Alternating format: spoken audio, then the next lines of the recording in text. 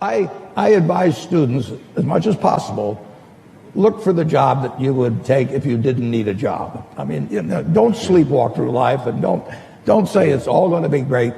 I'll do this and I'll do that, and I'm just marking time to get to be older. That, as I've told people, that's like saving up sex for your old age. I mean, it just is not it is not a good idea.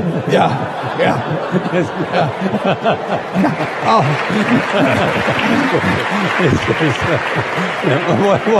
What are you urging them to do? I'll explain just what I'm talking about. Now, you really want to be doing what you love doing, and you can't necessarily find it on your first job. Right. But don't give up before.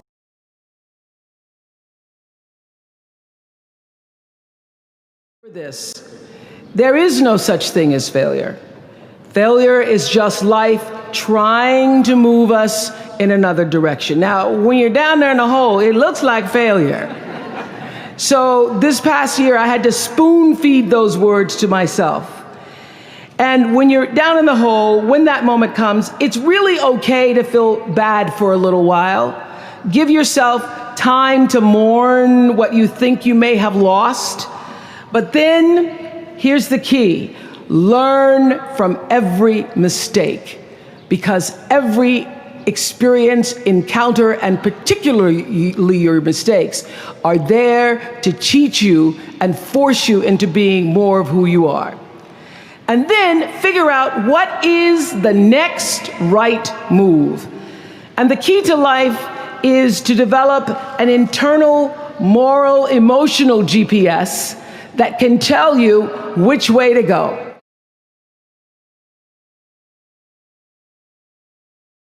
If you are 22 years old and graduating from college, if you're 22 years old and not graduating from college, if you are 22 years old, you are entering, first of all, some of the greatest years of your life, A, but B, this is the moment. Watch this video twice. If mama's watching this, send this to your daughter Sally right now, because you have to understand, this next 5-year window is when you don't go practical and safe. This is not the time to get the job mom wanted you to. This is not the time to try to maximize as much money so you can buy a fat whip. This is the time to realize that you have a 5-year window, and it's 3 for some, it's 8 for others, but this is a 5-year window for you to attack the life that you want to win, not because it's the secret or because the world's so zen, because it's hard as shit out there. As a matter of fact, I'm probably more scared about your naivete to how hard class is easy, right? What you've been doing for the last 16 years is easy. It's a bullshit game. It's structured, it's easy. The world, this thing is hard. However, that contradicts what I'm gonna tell you right now, which is this is the best and easiest 5 years of your life, because this is when you need to attack what you love and what you want to do. Here's why. You don't have all the baggage. You may have college loans, respect, it's hard as shit. You may have the expectations of your parents, mentally hard, fake hard. You may have a lot of other things, but this is exactly when you can live with 4 roommates in a basement and eat fast food. Do you understand? This is not when the baby's there. Some of you have babies. This is not when you've been married and you promised. This is not when the world has sucked out all your dreams and hopes yet. You still got this window. And yet, so many of you are so hungry for short-term gains, like maximizing the job that paid you $3,000 more, but it's not as fun, but you want that $3,000. For what? For what? For a new iPhone? For what? You get to live life one time. And this is the time right now to understand what's actually happening and actually map your behavior to something that will impact you for the next 80 years. So promise me, all you youngsters that are watching this right now, in the comments, because I'll jump in and talk to you, promise me that you understand that the land grab of happiness starts right now, that you don't have to worry about getting that job. What you should do is go and travel and learn.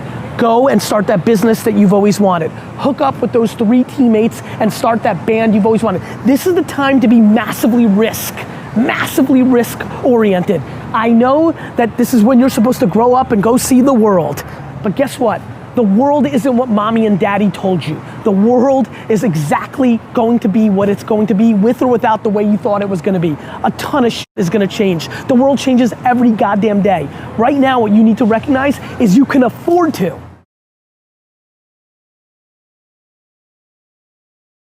What would my advice be to a driven and intelligent college student or young person about to enter the real world? Well, it would be very simple. It would be focus on learning instead of earning.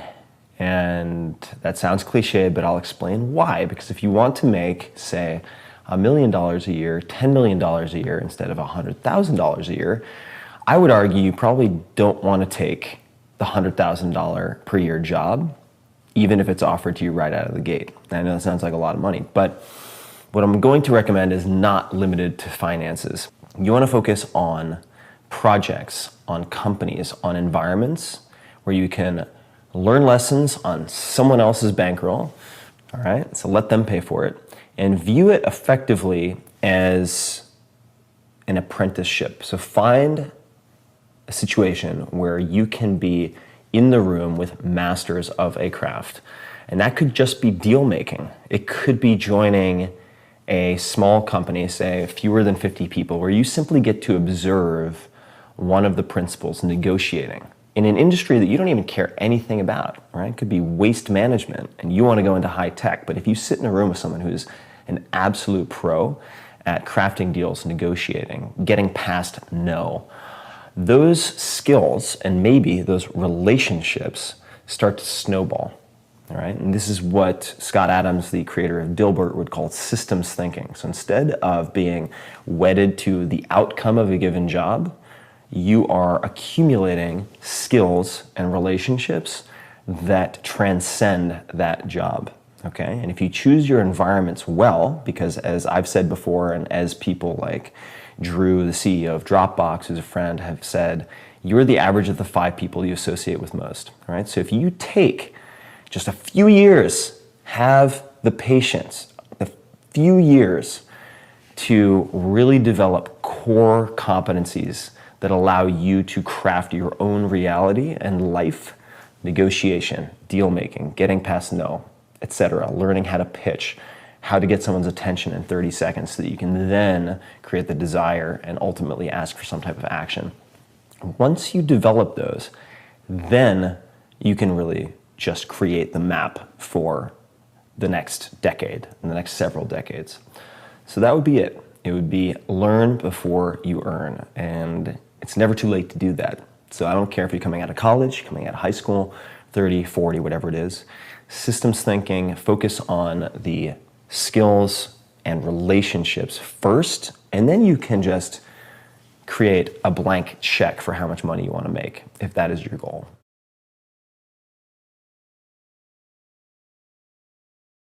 It's really good to be idealistic, but be prepared to be misunderstood. Anyone working on a big vision is going to get called crazy, even if you end up right. Anyone taking on a complex problem is going to get blamed for not fully understanding it, even though it's impossible to know everything up front. Anyone taking initiative will always get criticized for moving too fast, because there's always someone who wants to slow you down.